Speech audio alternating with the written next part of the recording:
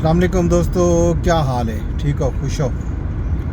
राजधानी की कहानी अज एक नवे अंदाज दे विच शुरू करने पे सफ़र करने पे इस्लामाबाद का तो तुहानू राजधानी की कहानी भी दसन जुलते। पहले मौसम की गल करके तो मौसम जोड़ा है अज बड़ा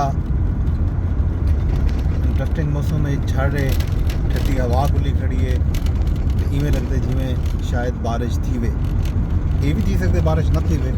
हवा खुली खड़ी है, ये हवा झड़ को उड़ा के अपने नाल घेन मंजे। बहरहाल ये मौसम तुहाडे सामने है। तो बाकी राजधानी दे विच पाक इंडिया स्टैंड ऑफ या पाक इंडिया टाकरा जिहड़ा है वो खड़ा चलदे। मीडिया के उत्ते भी, सोशल मीडिया के उत्ते भी, मीडिया ते स्पेशल ट्रांसमिशनां थींदियां पैन, स्पेशल गैस्ट हैं, दिफाई तजदिया निगार हैं। इवें लगता जिमें बस ये जंग बस अजो थी कि अजो थे जंग थीवे न थीवे। अलबत्ता इस्लामाबाद दे विच, राजधानी दे विच बारिश शुरू थी गई है। ये हल्की हल्की कैडमेंट जी है ये शुरू है जे वेले तो आपको नाल नाल दसेंदे जुलते हैं, दिखेंदे भी जुलते हैं। तो बाकी छण छण का डी है जो खैर खबरां सन हाल भी लाओ सी नाल नाल लेसूं। फिलहाल मीडिया के उत्ते में युद्ध है, लड़ाई है, जंग है। तजियाकार जड़ा है बस उन्हें दे बस होवे तो चाह आप मिसाइल चाह जड़ा है खड़े मारन। भारतीय मीडिया तो बिल्कुल इवें आखो कि भी नहीं थी। उन्होंने स्टूडियो दे विच इहो जिहियां खबरां घणियां वो घटतू खबरां जिवें होंदियां ना बह के घल देंदन कि जी फलां पाकिस्तान दे विच फलां एयरबेस ते फलां जहाज़ खड़े, फलां ड्रोन, फलां मुल्क ने मदद कर दी थी, ये ठीक है, वो ठीक है। ये सारा गल ही सोशल मीडिया के उत्ते बल्कि पाकिस्तान मीडिया के उत्ते भी कुछ लोग हैं लेकिन वो इवें अंगली ते गिड़ियां मंज सकदन। लेकिन भारतीय मीडिया तो आखो बस कमांडर बना बैठे। उन्होंने तो खुदा ना खास्ता ये भी आख दिते जो पाकिस्तान जड़ा है परमाणु हथियार इस्तेमाल करे, मतलब एटमी हथियार, जोहरी हथियार इस्तेमाल करे। इन तरह के पागलपन दी खबरां भी भारतीय मीडिया के उत्ते लोग बैठे रहंदन।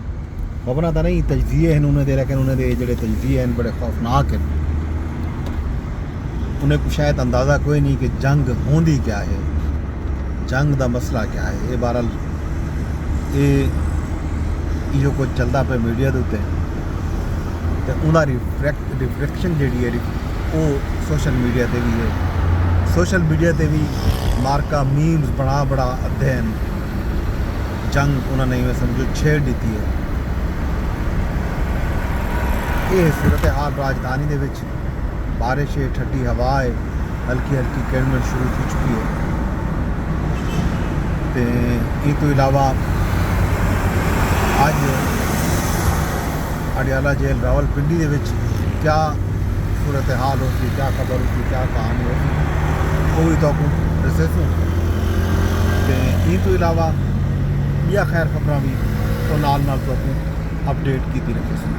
लेकिन बड़ी खबर यह है, हेडलाइन यह है, रात बिलावल भुट्टो जरदारी ने भी खिताब किए सखर दे विच। उवें तो उन्हें यौम तशक्कुर दे सिलसिले दे विच एक जलसा हा।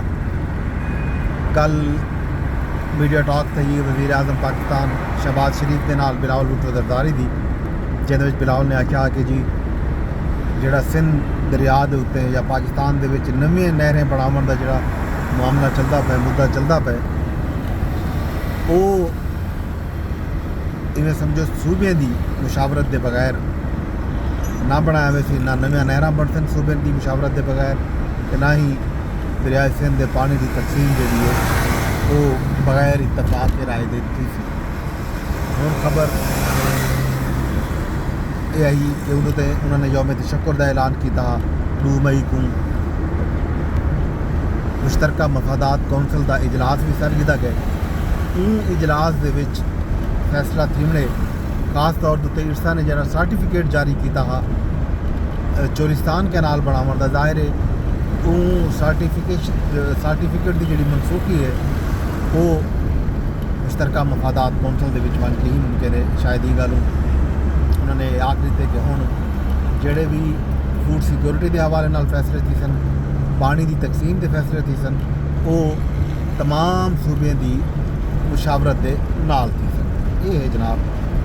बिलावल भुट्टो ने खिताब किए, उन्होंने इंडिया को भी चेतावनी दी है कि सिंधु का पानी जोड़ा है साड़ा पानी है, सिंधु के पानी के उत्ते भारत की अख जी है वो कहीं सूरत की काबिल कबूल कोई नहीं। सिंधु दरिया के या पानी वासी यावत इन्हों का लहू वासी, ये तक गाल कर दी है।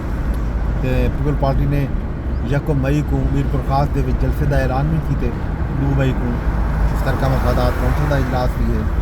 ये हैं जनाब खैर खबर राजधानी का जिन्हें मैं तुम्हें कितने साझा, बाकी हाल होगा तो शाम।